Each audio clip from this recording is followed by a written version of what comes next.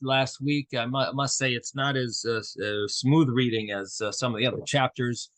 Um, but we're going to just finish it up over here and continue on chapter 8. At some point, maybe we'll go into it more and get more clarity. But it was, telling us all the different ways how the way the temple was actually built, and you know how they formed the different vessels, the utensils, and a person by the name of Hiram was running the show and was doing the making these vessels for the Beis Hamikdash, and it gives us exactly tells us all about these pillars that were set up, and huge pillars that obviously made the Beis Hamikdash very beautiful, and how they had some type of a artistic design on the tops of them. And so it talked about that for a little while. Then it talked about the different the washing lavers, the washing stations, I should say, the stations that were used for washing. There were 10 of them. And then it talked about the sea that was sort of like a sea, like a swimming pool type of thing, a movable swimming pool. And it was stationed on, well, I shouldn't say movable, but it was stationed on top of these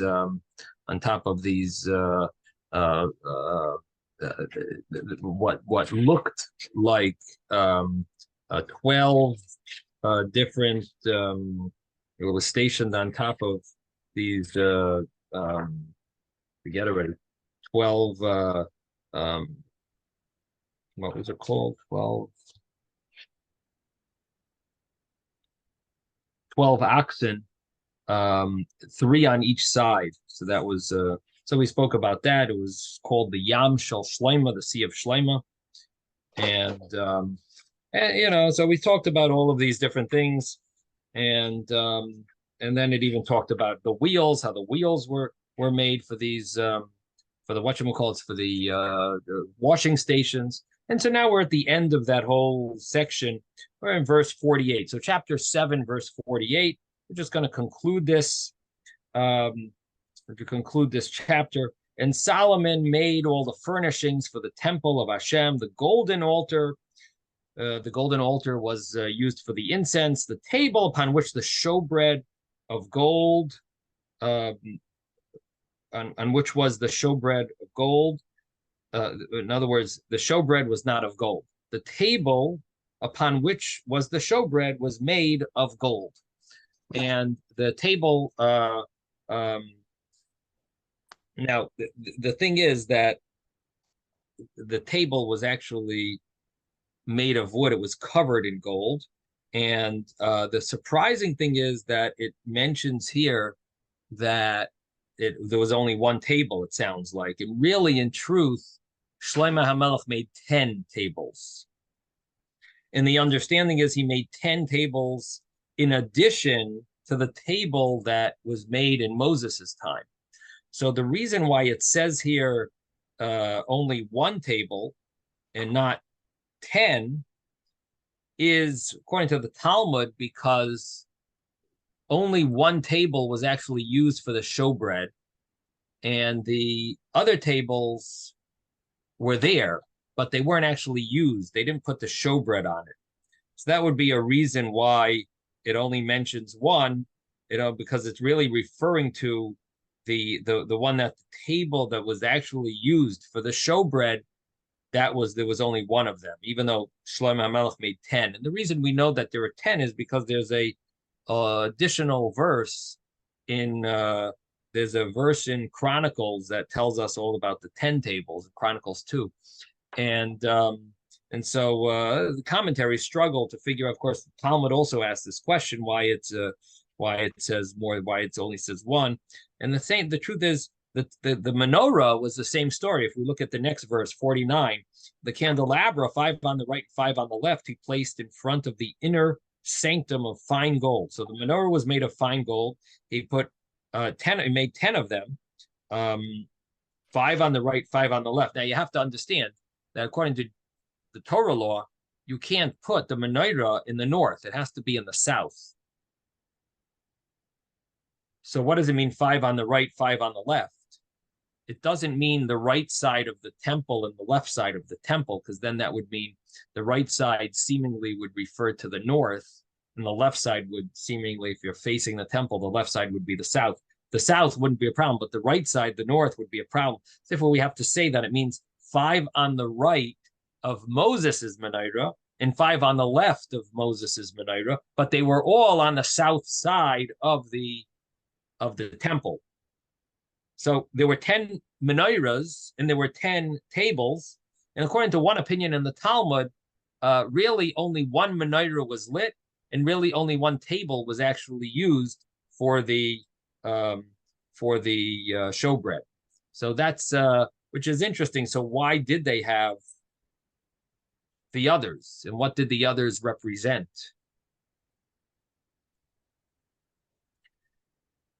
The tribes. And well, the tribes, there were 12 tribes.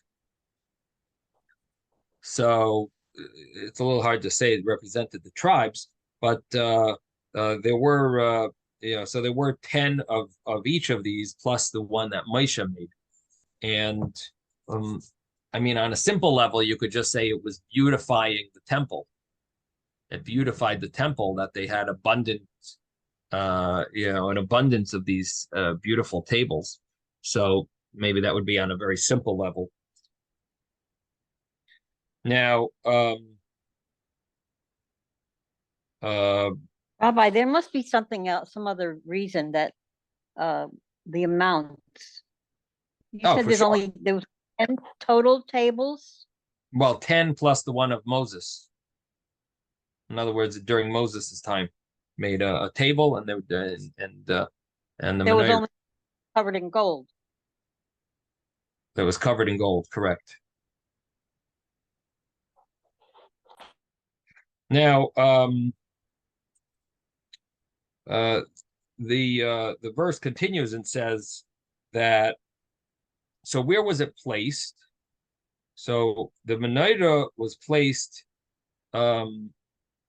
lefnei hadvir, in front of the inner room, meaning in front of the Holy of Holies.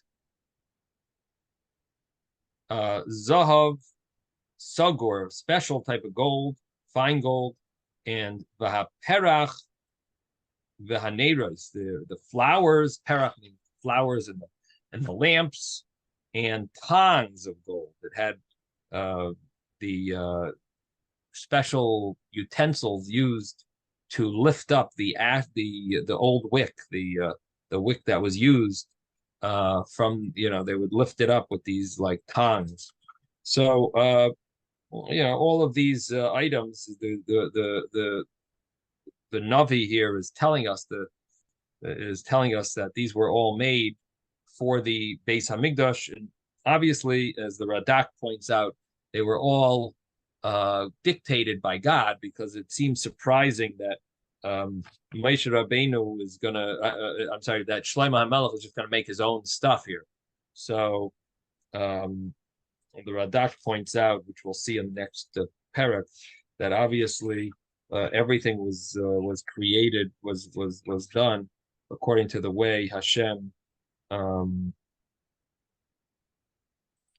according to Kol Asal Pi Hanavua, everything was done through prophecy.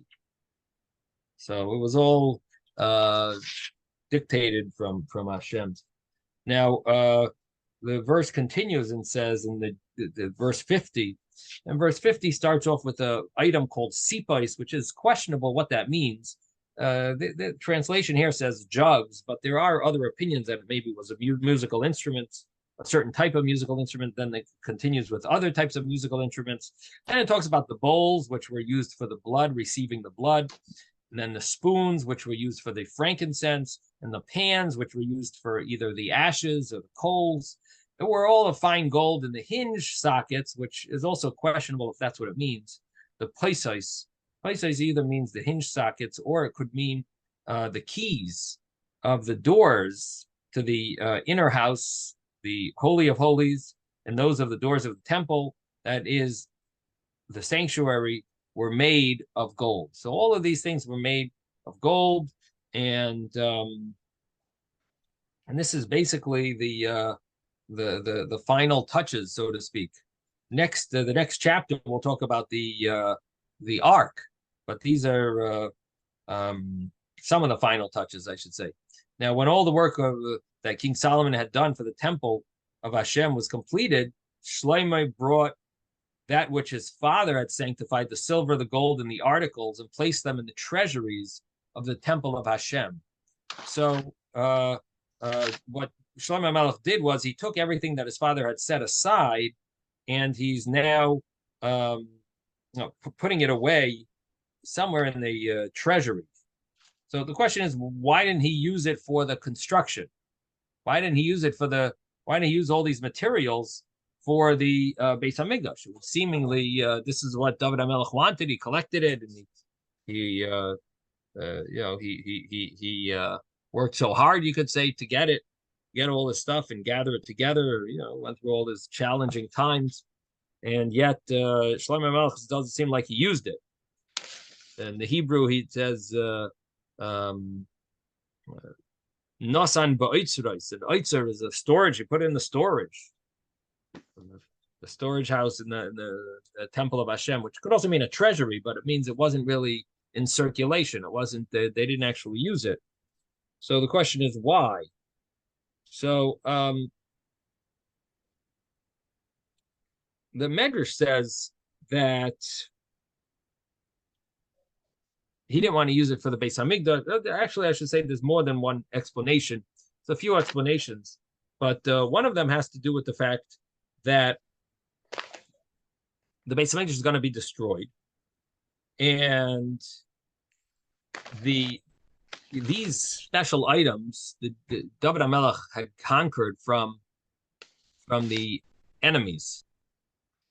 Now, when the enemies destroy the Beis Hamikdash, what's going to end up happening to these items? The Goyim, the enemies, are going to see them. What are they going to say? They're going to say, look, we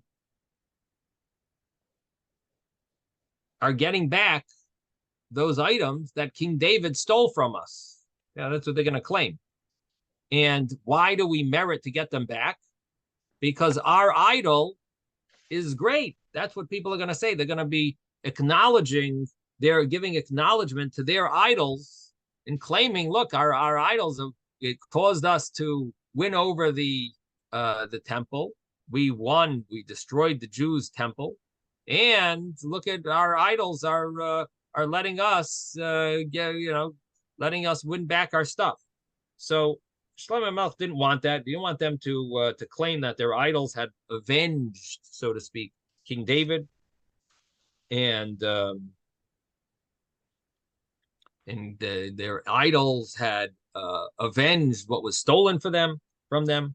So therefore, Shlomo Melech did not want, because he foresaw this destruction of the Beis Hamikdash, he didn't want any of these items that could have, I guess they were items, the gold that was, it was, you could trace it. It was traceable.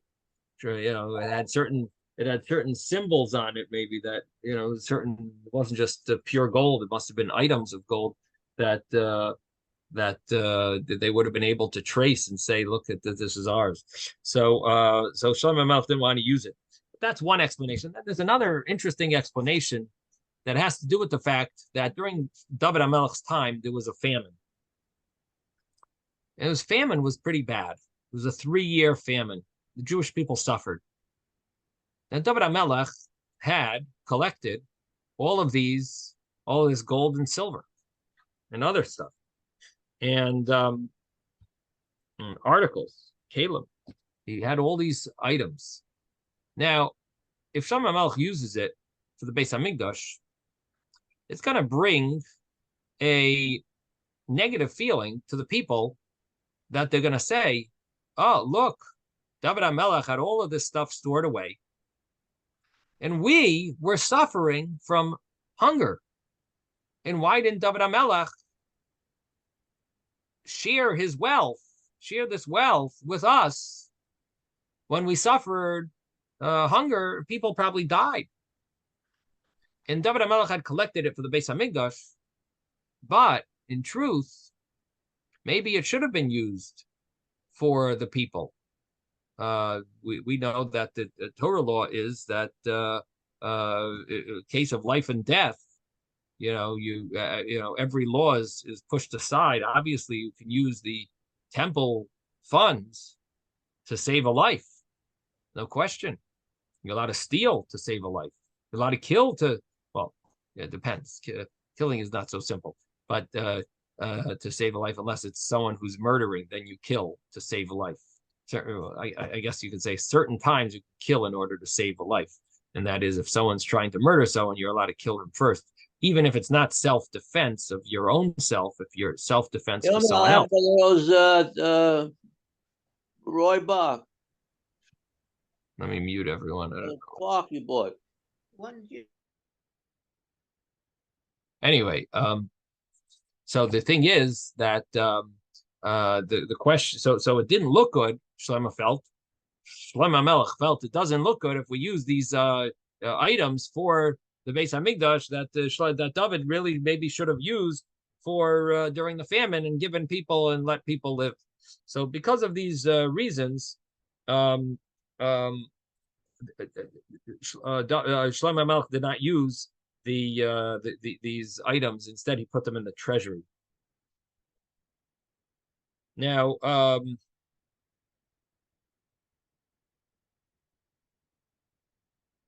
the verse continues. That's the end of this chapter. So we're up to chapter 8 now. So now chapter 8 talks about the ceremony in bringing the ark. So let's go right into it. Chapter 8, verse 1. Then Shlomo gathered together the elders of Israel and all the heads of the tribes, the leaders of the ancestral families of the children of Israel, to King Solomon in Jerusalem, to bring up the ark of the covenant of Hashem from the city of David, which is Zion. So he's making the ceremony, gathers the elders, the heads of the tribes, right? And they're going to bring up the ark of the covenant, which means the ark with the tablets. It's going to go from the city of David, which is Zion. It's going to go into the Beis Hamikdash now. And as we know, the ark has had many travelings. It's been David HaMelech himself had tried to move it a few times, and it was different scenarios. It was number one, it was once captured. It was captured by the Plishtim. Then they left it. They brought it back to the house of Avinadav. And if you remember, where it was by the Plishtim, the Plishtim wreaked havoc on their lives. They had crazy plagues happening to them, and so they finally returned it to the Jewish people. How they got it was a whole story in itself, because it was during the time of when Eli HaKohen, when Eli was the shofet, he was the leader, and this was the last day of his life. They brought it to war, and this was when during this war, Eli's two sons were killed, and the Jewish people lost the ark. The ark was taken to the Plishtim. They got it, and then they finally realized that it's not worth it, so they sent it back. It stayed by 20 years by Avinadav. Then it was they tried to bring it back to the Ir David, to the city of David, but what ended up happening was there was a tragedy, and Uziel thought that he was that it was falling, so he tried to hold it. And ultimately he died. And so in the end, David said it's not time yet, so they left it at the house of Oved Edom. And then finally, David HaMelech felt it was time. He brought it to Ir David. So it's been traveling around, and ultimately, now they're getting ready for the ceremony, and they're going to be bringing it to the Beis Hamikdash. So verse 2 says, they gathered before King Solomon, every man of Israel, for the festival of Sukkot in the month of Esanim, which is the 7th month. Now, what month is that? So we know that we start calculating our months from the month of Pesach, a month of Nisan. Rishon hu lachem l'chodshei hashana. It says this is the first month for the months of the year. So if Nisan is the month, is the Nisan is the first month, so then the 7th month will be the month of Tishrei. Now, when was the temple finished? When did they finish building the temple? So we already learned that it was finished in the month of Ziv, which was the month of Cheshvan. So if you think about it, it was finished 11 months before they dedicated it. They waited almost a year. It was done. It was finished. It was finished being built. They waited for a year till they made the ceremony. Till Shlomo HaMelech made the ceremony, which deserves to be asked. Why was it? Why did he wait so long? So the Talmud asked this question even, and the Talmud gives two answers. One of them is that Tishrei is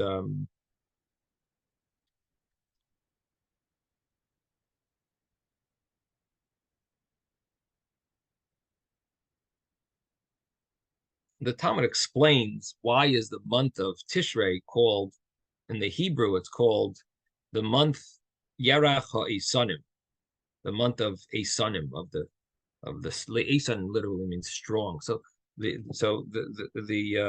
Talmud says it's called that because the patriarchs were born in the month of Tishrei. This is an interesting debate because there are, it does seem from other sources that Isaac was born in Nisan, month of Nisan, but nevertheless, at least the other patriarchs, and seems to be another opinion that maybe Yitzchok was also born in the month of Tishrei. So because they were born in the month of Tishrei, Tishrei is the month of Rosh Hashanah, Yom Kippur, and Sukkot. So they were born in that month. So that's why it's called Esan, the month of the strong ones. Additionally, it's because that there's numerous mitzvahs that are done in the month of Tishrei. We have Rosh Hashanah, Yom Kippur, Sukkot. So these are strong. It's a strong month. It's so to speak. It's fortified with mitzvahs, and along those lines, there is a commentary that says that the reason it's called Esan is because it is an opportunity on during the month of Tishrei to gain great spiritual attainments, and because of that, it would be called the strong month. So, in other words, it not just because it has mitzvahs in it, but because you can reach high heights during this month. It's called the month of the strong ones. Additionally, they say it's called the month of Esanim because the crops grow. It gives a person security, a certain strength, because they know, they see what they have, and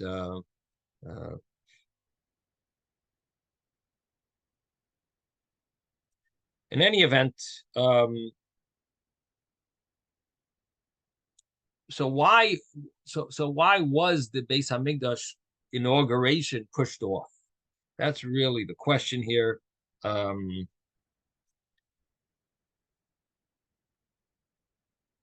And the fact that the patriarchs were born in that month would be one of the reasons why it's pushed off to have the ceremony inauguration in that month, because it's emphasizing the Beis Hamikdash this is real. It's connected to, the patriarchs, and it's Hashem's. Hashem has been agreeable that Shlomo HaMelech should build it. In other words, it sort of gives an endorsement, being that it's going to be inaugurated in the month that the patriarchs were born. This gives a certain element of acceptance from Hashem that it's approved. The other thought is that maybe it did take a long time to prepare for a big event. Now, what's interesting here is if you saw what we read, there's something surprising, because first it says that Solomon, Shlomo HaMelech, gathered the elders, the head of the tribes, the leaders of the ancestral families. Right? He invited them. And then what does it say in the second pasuk? They gathered before King Solomon every man of Israel for the festival of Sukkot. Everyone gathered? They weren't invited. It was only the leaders were invited. What was everyone doing there?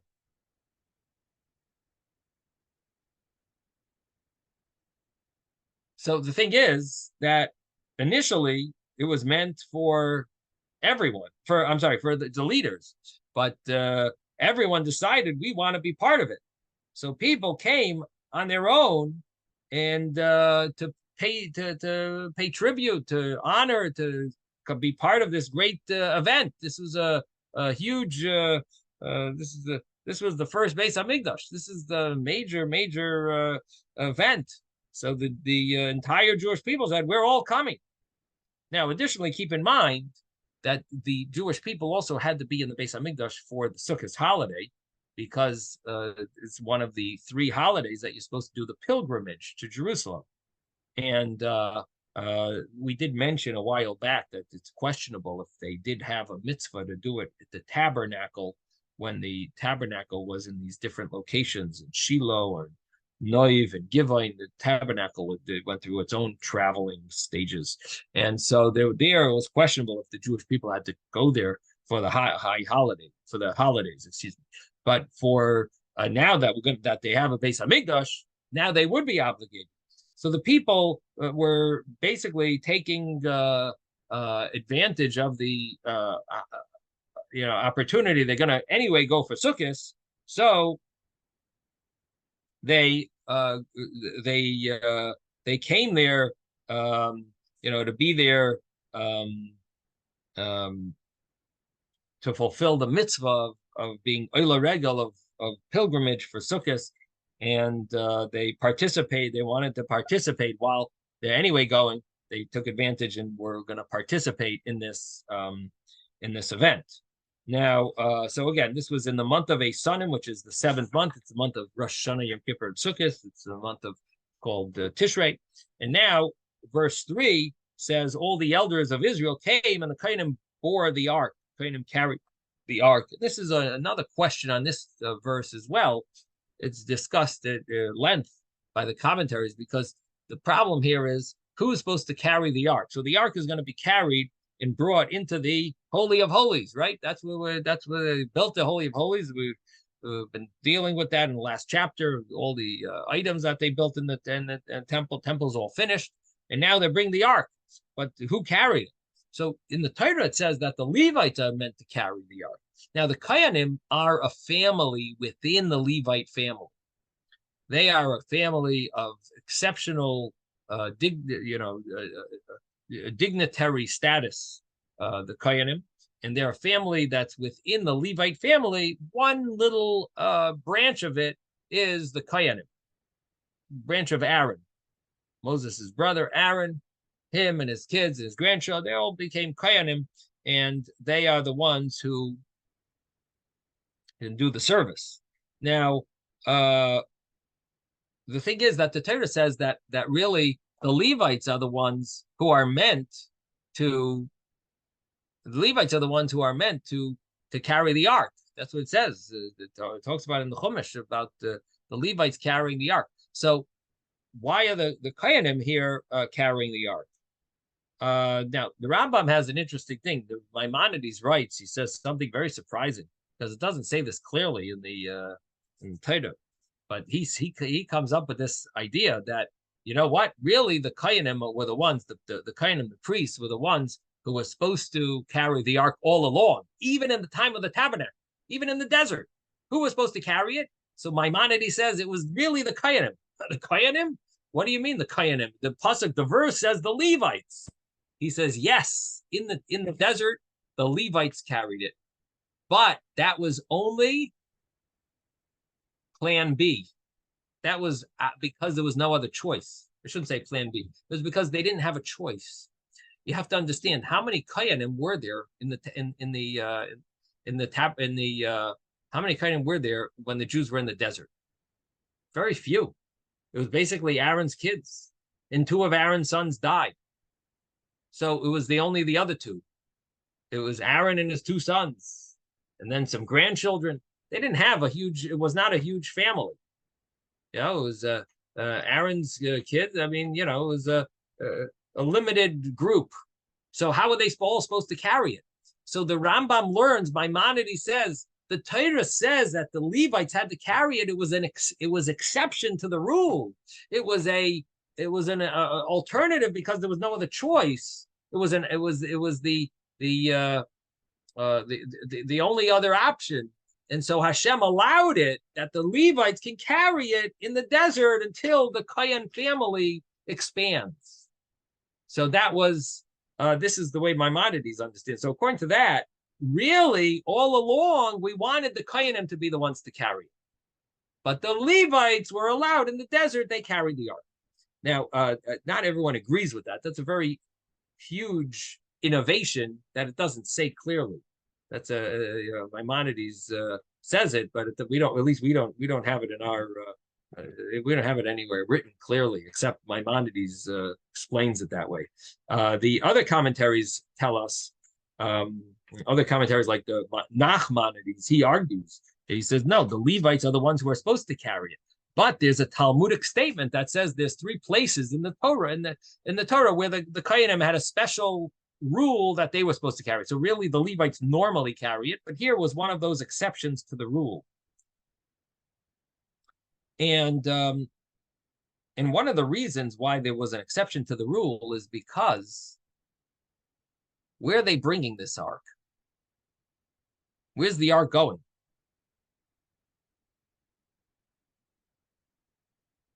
The ark is going to, where are they going to put it? Anyone?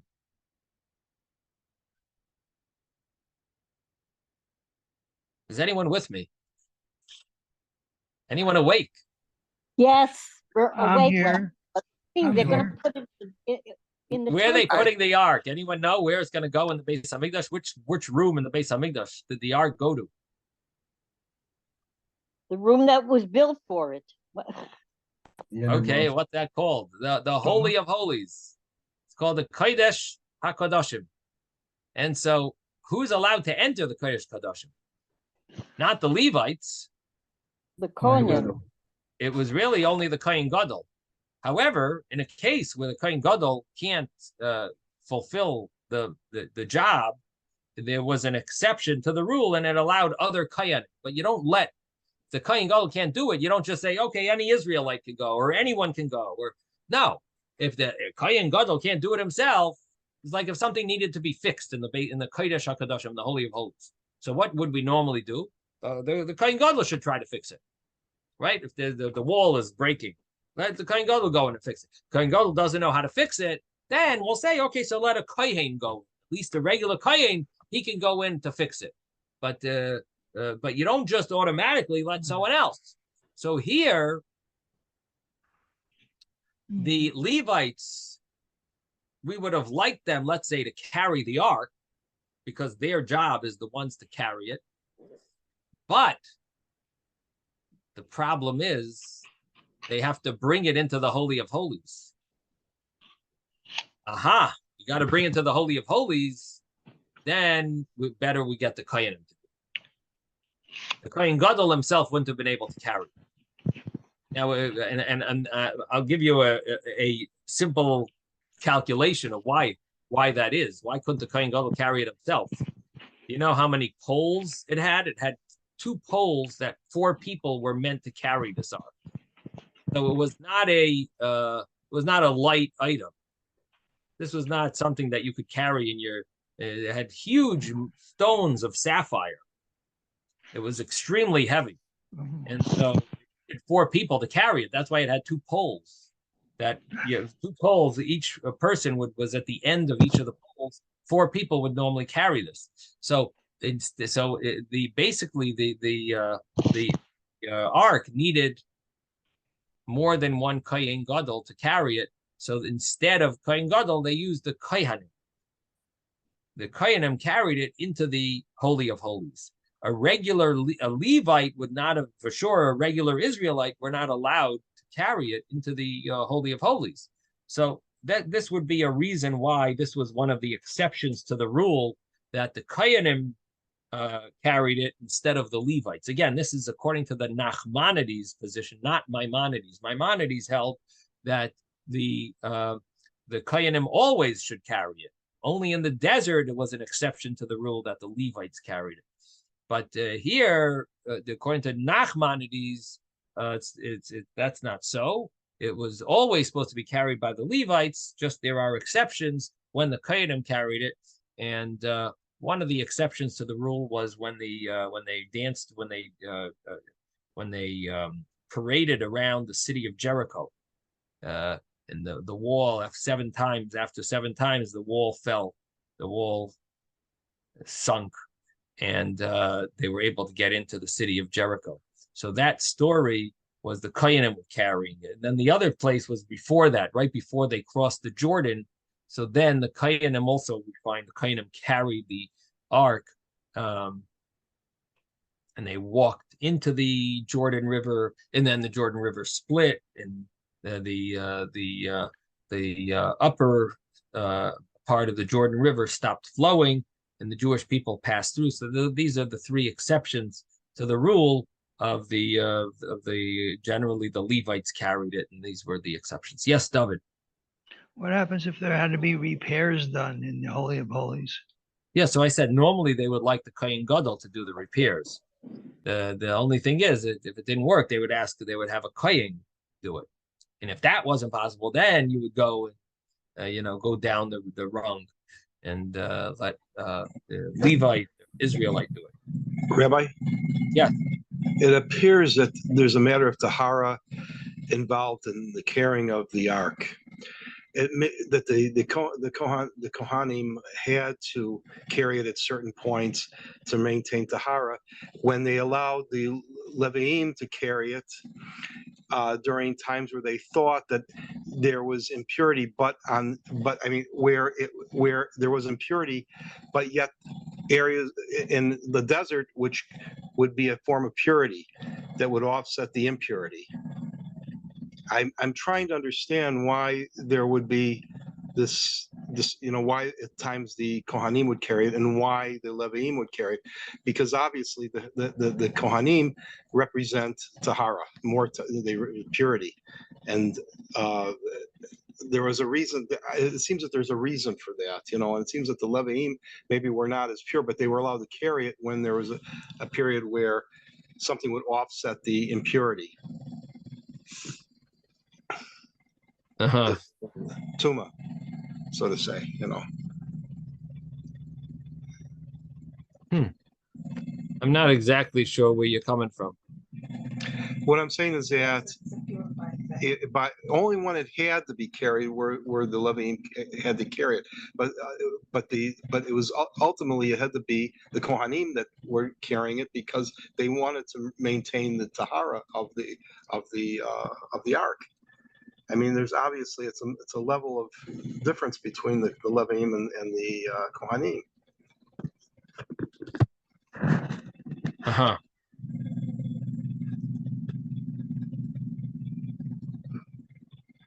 See, I'm trying to understand why. There's got to be a reason for why this happened. It's not just they carry. We know that's fact, but why? That's the question. That's what I'm trying to establish.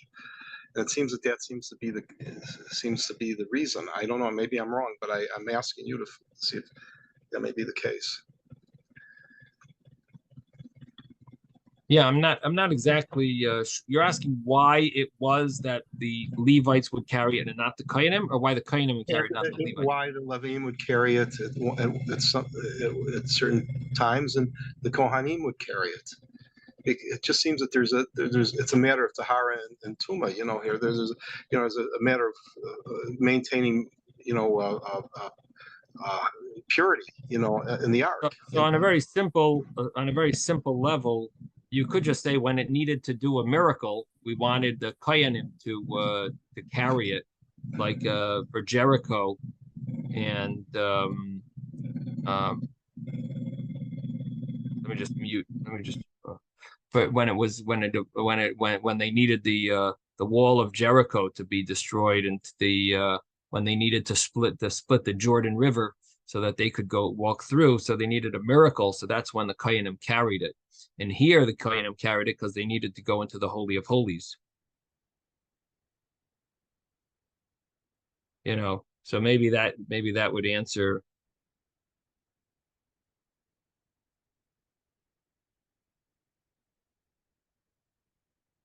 Maybe that answers your question. Okay, so the truth is there is one more source over here where see, our verse says all the elders of Israel came and the Kohanim bore the ark, and the verse there's another verse that says in Chronicles that it was the Levites carrying it. So that actually makes it a little more complicated because it does seem like a contradiction even. But it's not 100% contradiction because the Kohanim are a section of the Levites. So, you could term the Kohanim the Levium. But additionally, according to, there is a way of reconciling it that really the Levium carried it until the Beis Hamikdash, until the Holy of Holies. And then they handed it over to the Kohanim, and the Kohanim then carried it into the Holy of Holies. So that would be an answer to this question. Yes, Ben. You're muted. The Aron Kodesh was built with a large amount of gold. It must have been extremely heavy. So they said that it's carried by itself. That actually sometimes it would carry the people that are holding to the poles. Am I correct? Right. That's a good point. So what's the difference if it's a Cohen or a Levi? No, you're asking differently. You're asking why couldn't the Kohen Gadol just carry it? Because anyway, it carries itself, right? Yeah, but he couldn't stand in both sides of it, They have to have somebody in front, somebody in the back, at least to look like they're holding it. So that's the answer. So that needs to look like it's being carried by it needs to look like it's being carried by the people, but in truth they're not the ones carrying it. Right. But the reason with the Levium and the Kohanim, it didn't have to do with being able to hold it. It had to do with, well, according to the Rambam, you're asking according to the Rambam that says that they couldn't have the Kohanim couldn't carry it because there weren't enough Kohanim, so therefore they had the Levium carry it. Yeah. According to him, you're wondering what about it carrying itself? Could have carried itself. But the thing is, there were only 3 Kohanim. Right. Until Pinchas. So until Pinchas, they couldn't. So that was it. So they had the Levium had to carry it. That's why there was a. That's what it's that's the understanding. Okay, so let's continue over here. But now.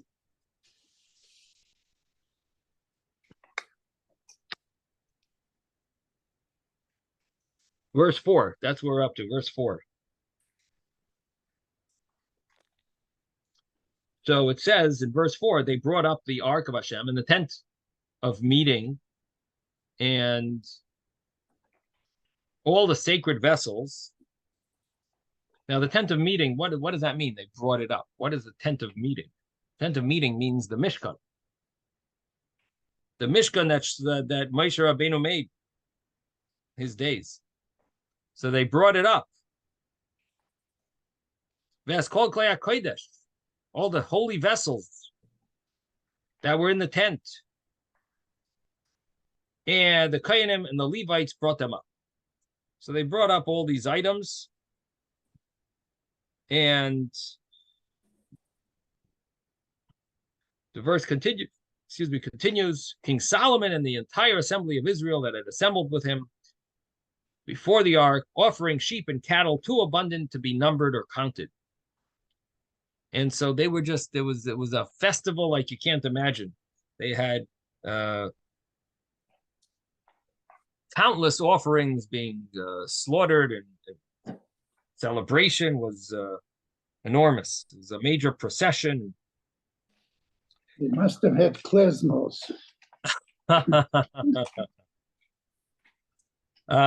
Now,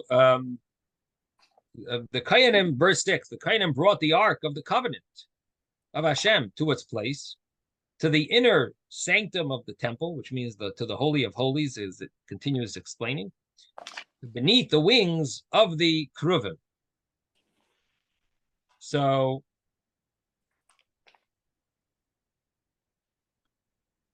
we know that there were two sets of Kruvim. One set of Kruvim was part of the ark itself. The other set of Kruvim was stationary on the ground.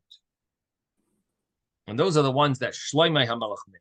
The ones that were part of the ark, part of the upper section of the top piece of the ark was the Kruvim, and they were cherubs that were attached to they were part of the box. The box had the cover to the box was the cherubs, and it was on top of the. Well, I should say the cherubs were the cover. The cherubs were attached to the cover of the ark. They were part of it. The cover was one piece of gold, and it was one solid piece of gold that was a huge board of solid gold.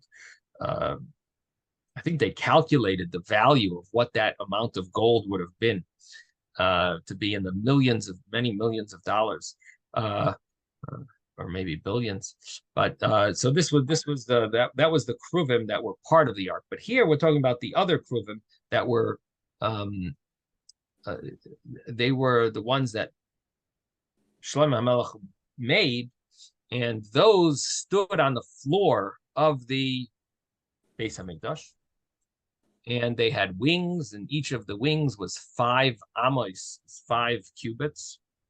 And if you calculate it, and the two cherubs, they each had wings 5 cubits each wing. So that means that altogether the wings were 20 cubits, 20 amos wide.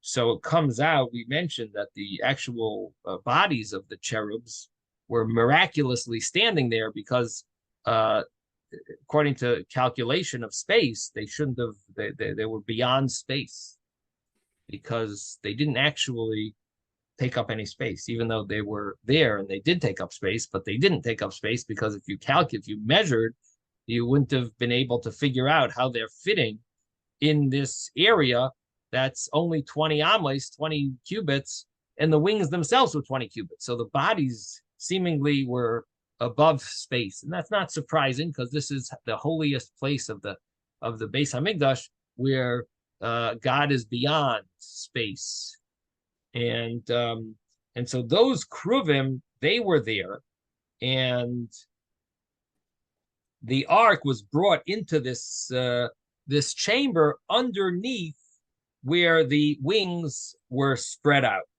So now, so it must be talking about those wings, those cherubs, because the other ones were the ark was part of the other thing. So it says here that they were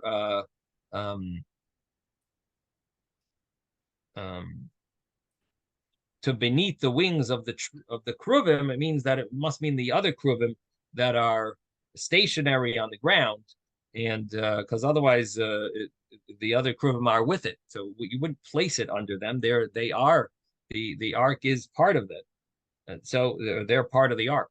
Now, verse 7 says, "For the Kruvim spread their wings over the place of the ark. the Kruvim covered over the ark and its staves from above. Now, the Kruvim, you have to understand, they didn't exactly cover the entire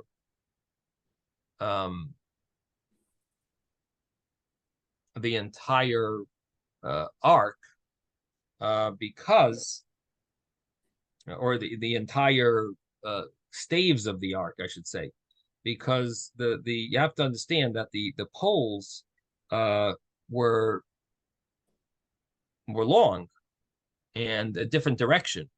So the wings seemingly were not covering the entire stave. So it means part of the staves they covered, and spread their wings over the place of the ark, and they covered over the ark and its staves from above means a portion of it. Now, the next verse says, they extended the staves so the tips of the staves were noticeable upon the partition from the sanctuary, but could not be seen on the outside. And they remained there to this very day. So that's verse 8. Now, what does that mean? So Rashi over here tells us an interesting thing. He says that the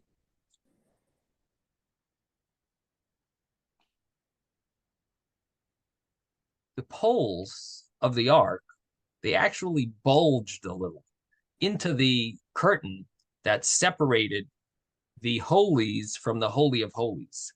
And you would actually see two poles bulging out. You didn't see the actual pole, but you saw a little bulge, two areas that bulged. And why it's interesting is because it's supposed to symbolize the breasts of a woman. And like it says in Shir HaShirim, Song of Songs, that it will dwell between the two breasts.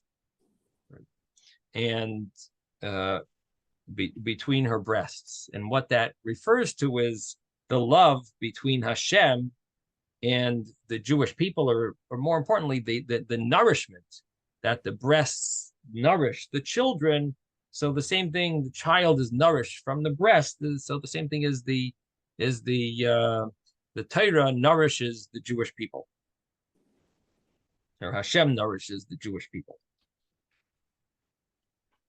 Now, the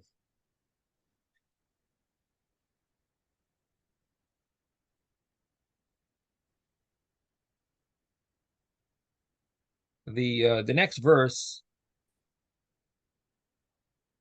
One second. Oh, we're on verse 9. Nothing was in the ark but the two stone tablets that Moses placed there in Chorev, which means on Mount Sinai, by which Hashem covenanted the children of Israel when they left the land of Egypt. So the verse is a little complicated, this verse. The reason it's complicated is because we do know that there were some other items that were in the ark. There were the broken tablets, there was the Sefer Torah that Moses wrote, and there's discussion of why this verse implies like nothing was in there. Shouldn't just say implies, it seems to say they have the manna. The manna, the staff of Aaron that had some growth, that had the almonds that were that blossomed. So like it seems surprising that the verse is a little it seems contradictory, really, and nothing was in the ark but the two stone tablets that Moses placed there in Chorev, which Hashem covenanted, or Hashem made a treaty with the children of Israel when they left the land of Egypt. So this is one of the questions that the commentaries the commentaries deal with.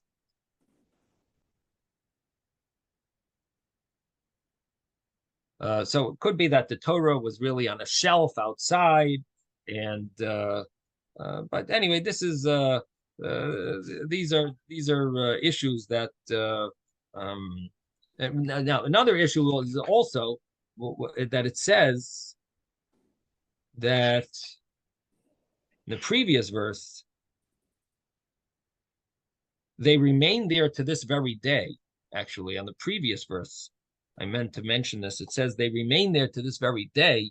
What does that mean? That the staves, those poles, they remain there until this very day. So it could be that the ark was hidden under the temple, and in the place, and it means that no, it could be that it means that the poles are still there, and or it could mean until the destruction. Until the destruction, they were there. But after the destruction, they weren't there. So that's the two understandings of this verse. What Ad Hayom Hazez in verse 8, going back to verse 8, or does it mean they remain there?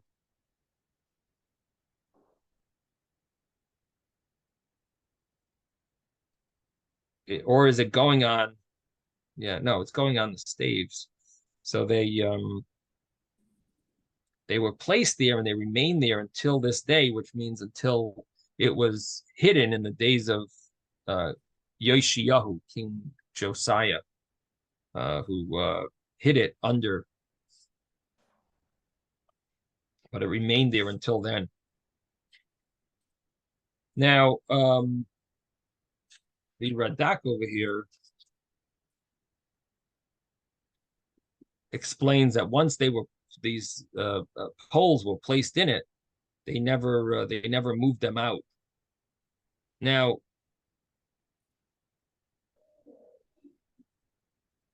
verse 9. So verse 9 said that they were nothing was in the ark. And then verse 10 says, and it was the Kohanim. It was as the Kohanim left the sanctuary that the cloud filled the temple of Hashem. Now, actually, I do want to mention. Oh, it's 4:00. Okay, we'll have to mention it next week about the fact that the doors didn't want to open to allow the ark to come in. We'll have to mention it next week. Sei gesund, everyone. Have a wonderful day. Thank you, Rabbi. Thank you, Rabbi. Good day, everybody. Sei gesund.